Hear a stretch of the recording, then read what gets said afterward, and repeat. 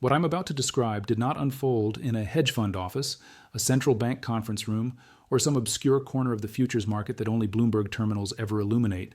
It didn't happen among professional traders or institutional insiders. It happened somewhere far more ordinary, somewhere fluorescent lit, somewhere that smells faintly of hot dogs and rotisserie chicken. It happened at Costco. Yes, that Costco. The place known for bulk toilet paper, oversized jars of peanut butter, and families wandering the aisles on a Saturday afternoon debating whether they really need a 72-pack of eggs. That Costco just experienced something that should make anyone paying attention pause and sit up a little straighter. Over the course of roughly 72 hours, Costco sold out of its entire silver inventory. Every ounce. About 2.4 million ounces of physical silver disappeared. Not discounted, not promoted, not part of a clearance event with cheerful yellow price tags, just gone. And this is where the story stops being quirky and starts becoming important. This wasn't a slow trickle of buyers casually adding silver bars to their carts alongside frozen pizza. This was a surge, a rush, members refreshing product pages like they were trying to score concert tickets, inventory appearing and vanishing in minutes, sometimes faster than the system itself could update. What makes this truly significant is who the buyers were not. They weren't professional traders, they weren't hedge funds, they weren't lifelong precious metals stackers coordinating purchases in online forums. These were ordinary Costco members, the most statistically average slice of society imaginable. Teachers, nurses, small business owners, retirees, people who until recently probably couldn't tell you the spot price of silver if their receipt depended on it. Yet suddenly, en masse, they decided they wanted physical silver immediately and at whatever price Costco was listing. That is not a curiosity. That is a signal. Costco has been testing the waters with precious metals for some time. They began with gold, 1-ounce bars from reputable refiners. Those sold well. Sometimes they sold out. Costco restocked. Most people shrugged it off. It felt like a novelty that made sense. Gold is familiar. It's a gift, a hedge, a conversation piece. Then silver appeared, not novelty silver, not commemorative collectibles, real bullion, American silver eagles, tubes of coins, 100-ounce bars from established refiners, the same products you'd buy from a serious metals dealer now offered through a warehouse club known for razor-thin margins and logistical efficiency. At first, everything behaved exactly as expected.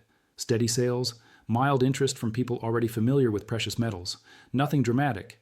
And then, without warning, the tone shifted. Over the span of 3 days, everything vanished. Members reported refreshing the site constantly, watching products appear and disappear almost instantly. Some Costco employees, posting anonymously, described back-end systems showing orders coming in faster than inventory could be manually updated. Hundreds of orders per minute, tubes gone, bars gone, every silver SKU wiped clean. When the dust settled and the numbers were tallied, the scale became clear. Roughly 2.4 million ounces of silver moved through a single retail channel in just 72 hours.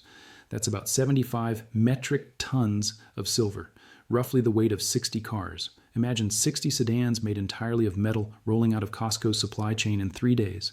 That is what just happened. Zooming out makes this even more striking. Global silver mine production is around 850 million ounces per year. Costco members absorbed a meaningful portion of that in a single weekend. The U.S. Mint sells roughly 15 to 20 million ounces of American silver eagles annually. Costco just moved the equivalent of about a month of that output in 3 days. Even compared to institutional holdings, the number is jarring. The largest silver ETF in the world holds on the order of 500 million ounces. Costco shoppers quietly purchased a noticeable fraction of that without leverage, without derivatives, without paper claims, just people clicking Add to Cart. That distinction matters more than almost anything else. This wasn't one large entity making a strategic allocation. This wasn't a fund adjusting exposure. This was thousands of independent decisions made by people who are not known for speculative behavior. Costco shoppers are famously boring in the best possible way. They optimize for value. They dislike surprises. They buy in bulk because they don't want to think about it again for 6 months. When that demographic collectively decides to buy precious metals, it's not because of a chart pattern, it's because something feels wrong. That tells us several important things. First, the idea that precious metals are a fringe concern is becoming outdated. For decades, gold and silver ownership lived on the margins of mainstream finance. You had to be deeply interested in monetary history, deeply distrustful of institutions, or both. The average person assumed the system would hold and outsourced financial safety to retirement accounts. That assumption is cracking. Inflation wasn't supposed to feel permanent. Deficits weren't supposed to feel endless. Currency debasement wasn't supposed to be a dinner table topic. Yet here we are, with people who have never set foot in a coin shop deciding that owning something tangible might not be a bad idea. Second, it exposes how thin the physical silver market actually is. Costco is not a small player. They have enormous purchasing power, established supplier relationships, and logistics most companies can only dream of. If anyone can source metal at scale, it's Costco. And yet, they ran out completely.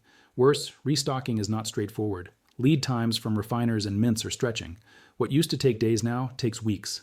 Capacity is finite. Refineries can only pour so much metal. Mints can only strike so many coins. You can't scale a silver supply chain overnight.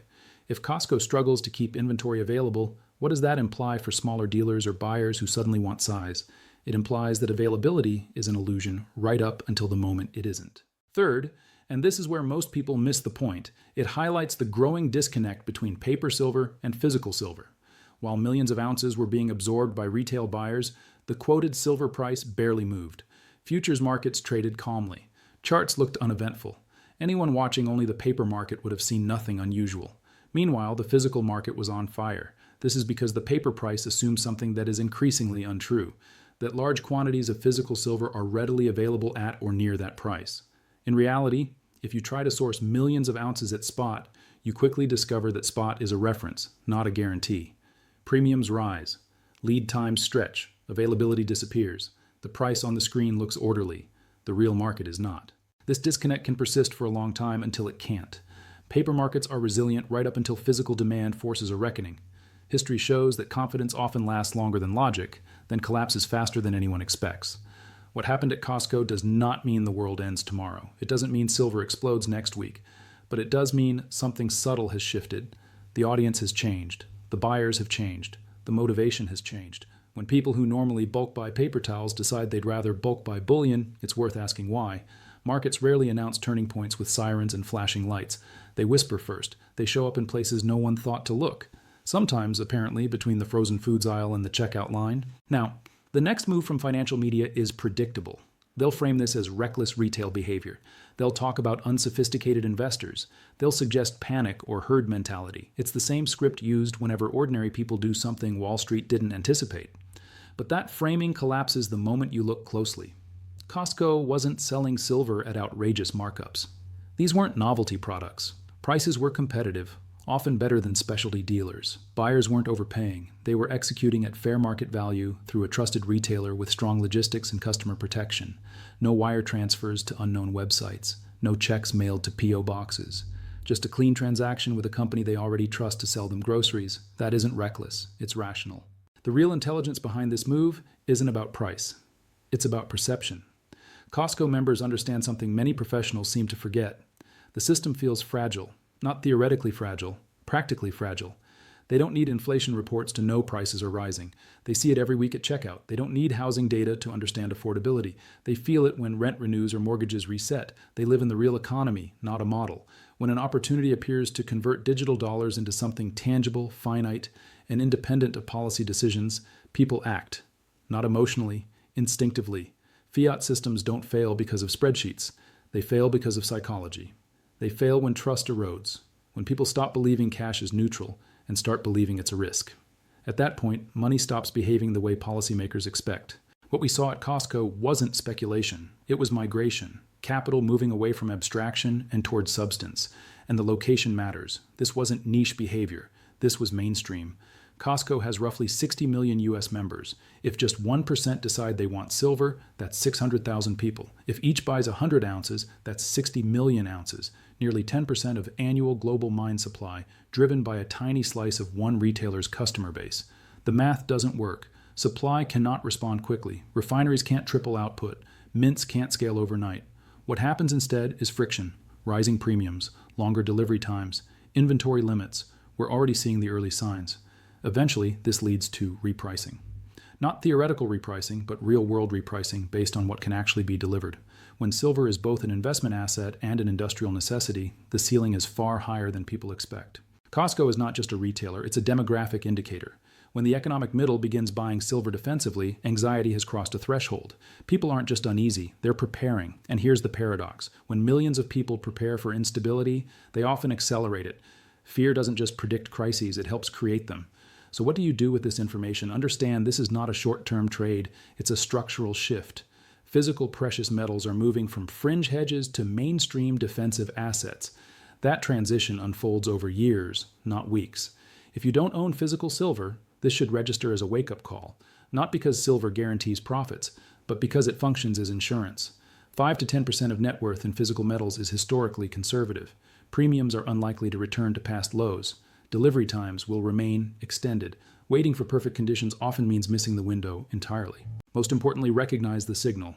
Empty shelves cut through narratives faster than analyst notes ever will. What happened at Costco was not random. It was not a fluke. It was a message. Regular people decided that holding physical silver made sense, and they acted decisively enough to drain millions of ounces in days. That's one retailer, one weekend. The window isn't closed yet, but it isn't wide open anymore. If this analysis helped you see the market more clearly, support the channel by subscribing and sharing this video. This is John Money Discipline, where we focus on real-world signals, not financial theater. Subscribe to the channel so you don't miss what comes next.